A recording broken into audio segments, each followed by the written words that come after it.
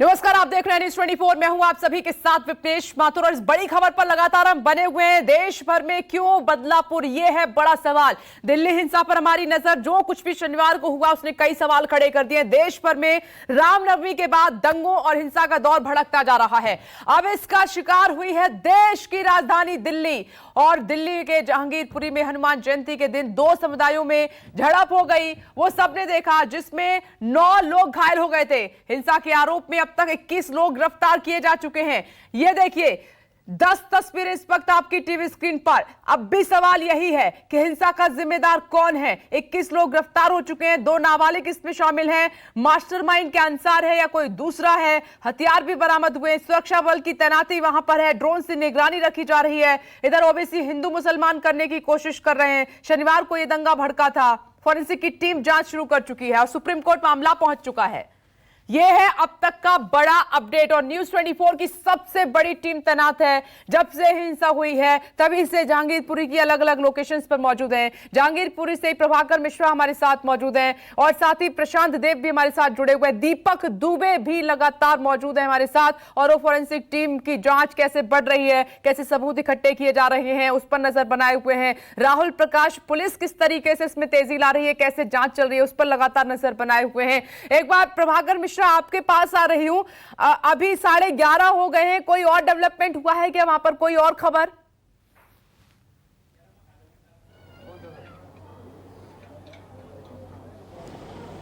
Development कुछ खास नहीं। फॉरेंसिक टीम आई थी, एविडेंस पता नहीं उसके हाथ में क्या एविडेंस मिले हैं और वो चली गई है। लेकिन एक बात इसमें मैं बताऊं, परसों शाम की घटना थी, आज फॉरेंसिक टीम आई और ये कुछ यहाँ से कुछ पत्थर के टुकड़े कुछ अंदर गई थी, वो टीम गई थी, कुछ लेकर आई और पता नहीं इसमें क्या मिला होगा। वो भी इसलिए मैं सवाल खड़ा कर रहा हूँ विपनेश कि परसों के बाद इसमें सैकड़ों लोग आते रहे, नमाज होता रहा, तो ये तमाम चीज़ें होती हैं क्या कि घटना के स्थल के तत्काल बाद जो फॉरेंसिक एविडेंसेज होते हैं तत्काल कलेक्ट करने होते हैं। अब मैं यहाँ की तस्वीर और दिखा दूँ कि मस्जिद के बगल में सुरक्षा बल हैं, दिल्ली पुलिस के लोग हैं, पैरामिलिट्री फोर्सेज के लोग हैं, बैरिकेटिंग कर दी गई है मंदिर और मस्जिद के आसपास के इलाकों में। वज्र है, रैबिट एक्शन फोर्स की गाड़ियां लगी हुई हैं, सन्नाटा है। लेकिन ये सन्नाटा हमेशा अशांति के बाद का जो सन्नाटा होता है वो डराता है, ये डरा रहा है, इसलिए इसमें भय है।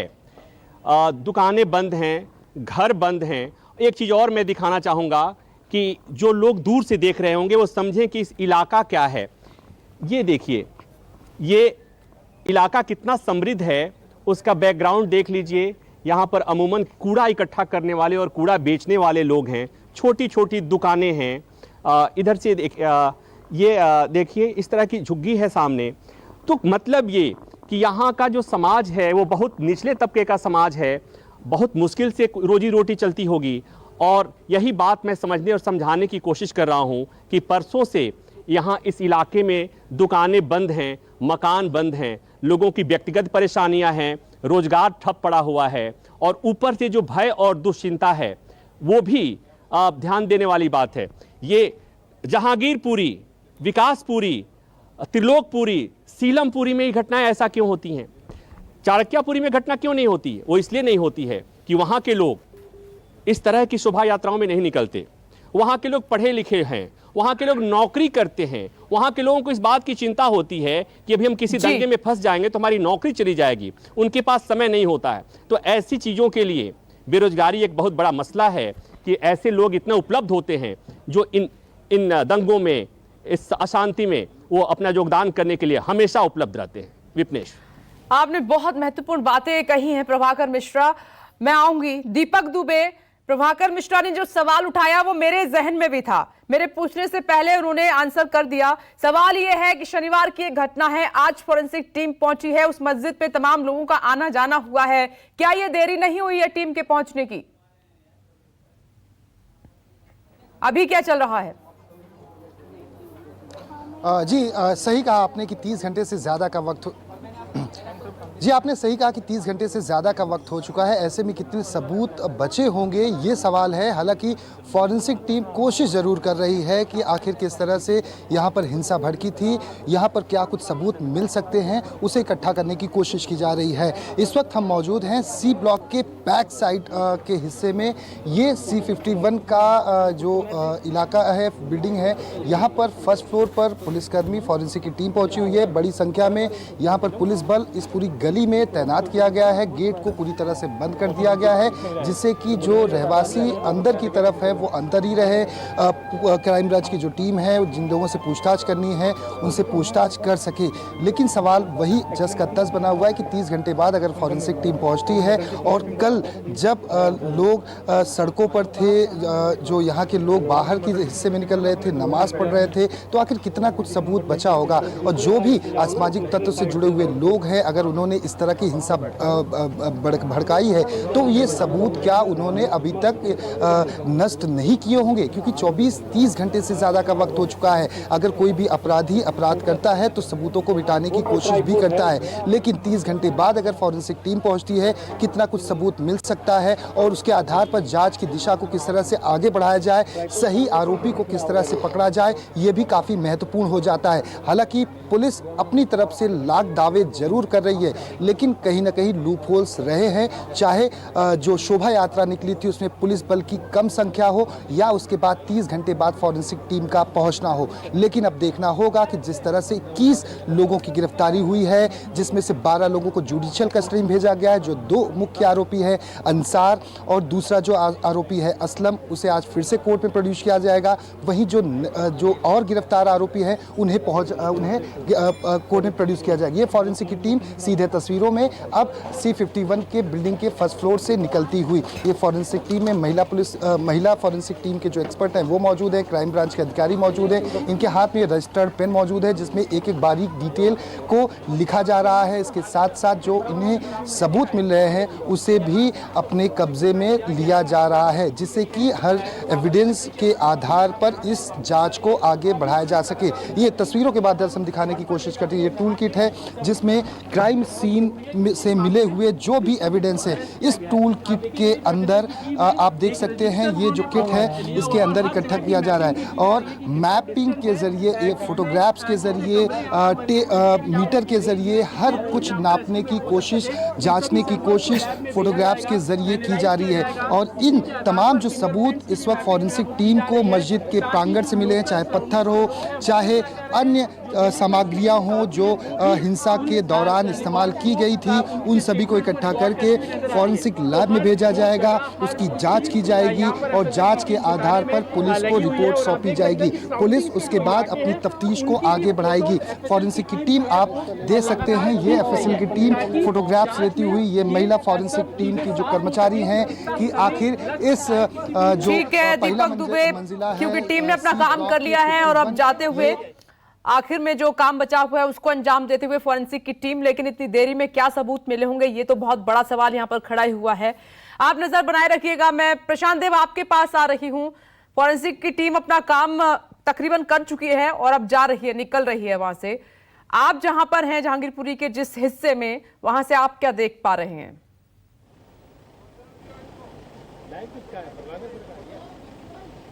देखिए विपनेश, मैं आपको कुछ बताना चाहता हूँ। देखिए फॉरेंसिक टीम अभी गई नहीं है, अलग अलग हिस्सों में वो अलग अलग मकान की छतों पे चढ़ रही है। अभी हम जहाँ खड़े हैं उसके ऊपर भी वो छत पे चढ़ करके नमूने इकट्ठे कर रही है।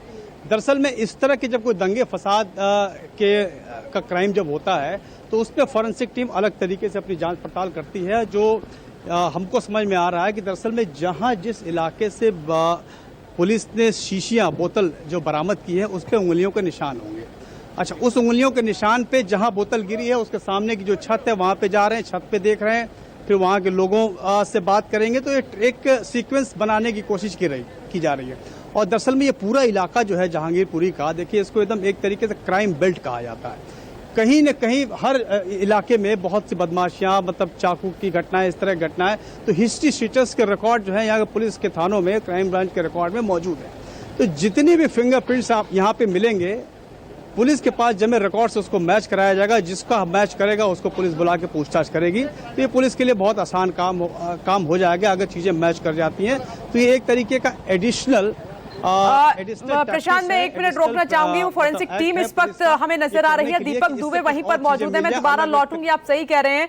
दीपक, ओवर टू यू। एक बार फिर से मैं आपके पास आ रही हूँ क्योंकि पूरी की पूरी टीम आपकी आंखों के सामने है, फॉरेंसिक टीम जो साक्ष्य इकट्ठा कर रही है।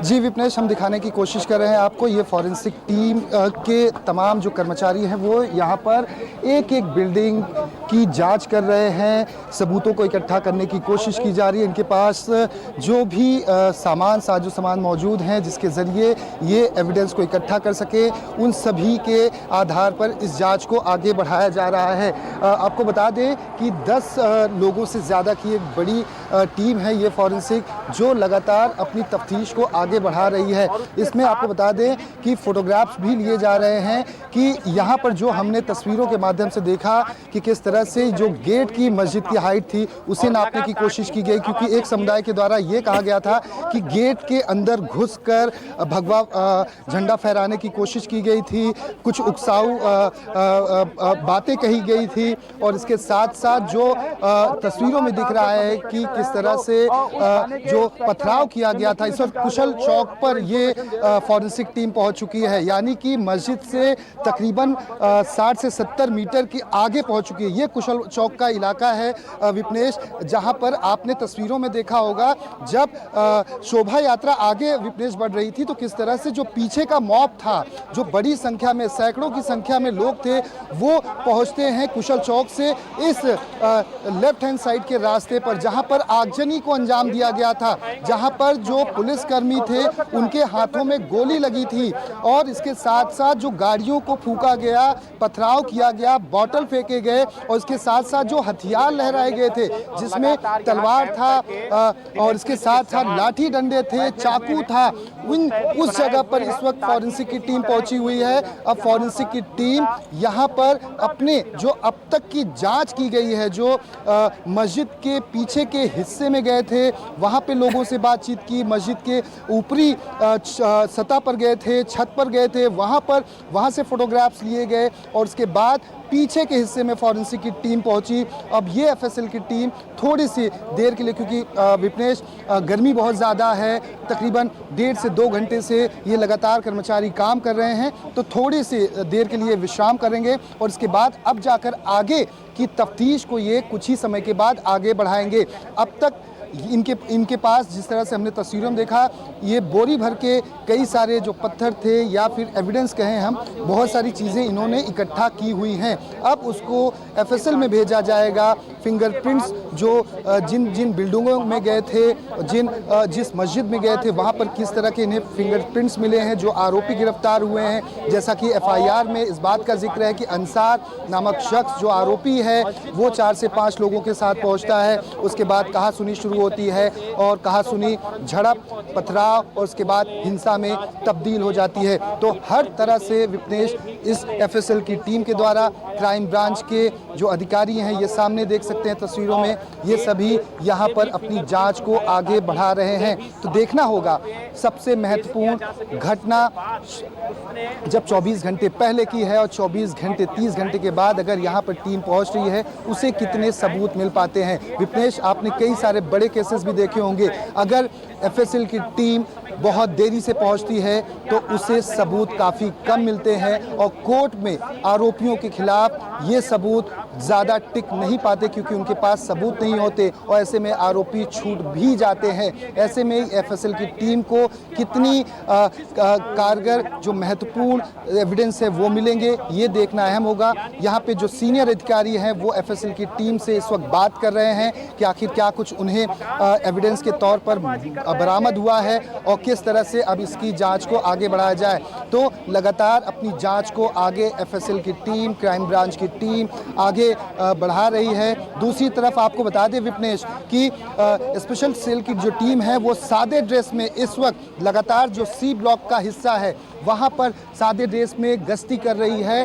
उन जो लोग हैं जो इस पूरी हिंसा में शामिल थे उन्हें गिरफ्तार करने की कोशिश में लगी हुई है। एक शख्स को इस पूरे मामले में डिटेन भी किया गया है। तो सादे ड्रेस में पुलिस लगातार अपनी जांच को आगे बढ़ाते हुए उन जो असामाजिक तत्व से जुड़े हुए लोग हैं जिन्होंने इस हिंसा को भड़काया है उन पर कड़ी पैनी नज़र रखे हुए है। उन्हें जल्द से जल्द गिरफ्तार करना चाहती है। इस पूरे मामले में आज एक शख्स को हिरासत में और लिया गया है।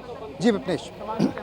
ठीक है दीपक, आपके पास आऊंगी। प्रशांत देव भी हमारे साथ मौजूद है। यानी कि एक हिस्से का काम खत्म करके, सबूत इकट्ठा करके, सबसे पहले मस्जिद गई फोरेंसिक की टीम, छत पर जितने एविडेंस मिले उनको इकट्ठा किया है, ब्लॉक वाइज आगे बढ़ रही है। अब दूसरी जगह पर, जहांगीरपुरी की दूसरी जगह पर जहां पर निशान है वहां से सबूत इकट्ठे किए जा रहे हैं। प्रशांत देव, आपके पास और क्या इनपुट है? क्योंकि देखिए, एक सवाल तो है कि दिल्ली में जितने भी इस तरीके के इलाके हैं, आखिर यहीं पर क्यों हिंसाएं होती हैं, यहीं पर क्यों ये माहौल बिगड़ता है? और भी इलाके हैं वहां तो शांति रहती है, तो इस तरफ क्यों नहीं ध्यान दिया जा रहा है? जड़ को क्यों नहीं खत्म किया जा रहा है?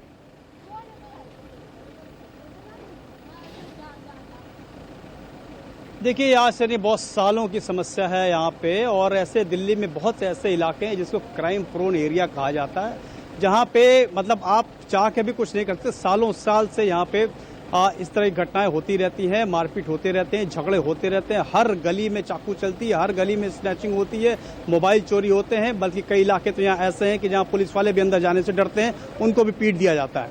तो ये यहाँ की एक सामाजिक स्थिति है, यहाँ का रख रखाव, यहाँ के लोग जिस तरह के हैं, ये बहुत चीज़ों पर निर्भर करता है।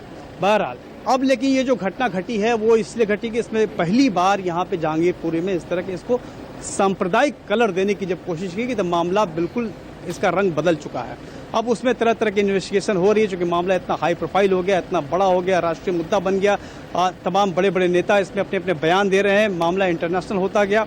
तो अब इसमें पूरी तरीके से जांच पड़ताल करके ये पता लगाएंगे कि बहुत गंभीर आरोप लगे हैं। दरअसल में जब इस तरह की बात आती है कि हमारे मंदिर पे किसी ने कर दिया, हमारे मस्जिद पे किसी ने कर दिया, तो ये मामला स्थानीय न होकर के बहुत संगीन हो जाता है। इसीलिए सबसे पहले पुलिस मस्जिद में गई, कि मस्जिद में जो आरोप लगाते कि मस्जिद में ये करने की कोशिश की गई, वो करने की कोशिश की। तो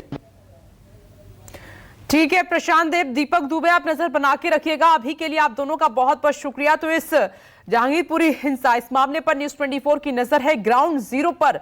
अभी क्या हो रहा है, 30 घंटे से ज्यादा का वक्त हो गया है, वो हम आपको बता रहे हैं। बड़ा अपडेट ये है कि फोरेंसिक टीम जहांगीरपुरी में ही मौजूद है। हर मकान, छत, गली, मोहल्लों को वहां पर चेक किया जा रहा है और साक्ष्य इकट्ठे किए जा रहे हैं। पुलिस उधर आरोपियों को लगातार पकड़ रही है और दो जो मुख्य आरोपी हैं उनकी रिमांड आज खत्म हो रही है। आगे क्या होगा उस पर भी नजर। एक छोटा सा ब्रेक, फौरन लौटेंगे। नमस्कार, मैं हूं मानक गुप्ता। अगर आपको हमारा ये वीडियो पसंद आया हो तो इसे लाइक और शेयर जरूर करें, और हां, हमें सब्सक्राइब और फॉलो करना ना भूलें ताकि आप देश और दुनिया की कोई खबर मिस ना करें।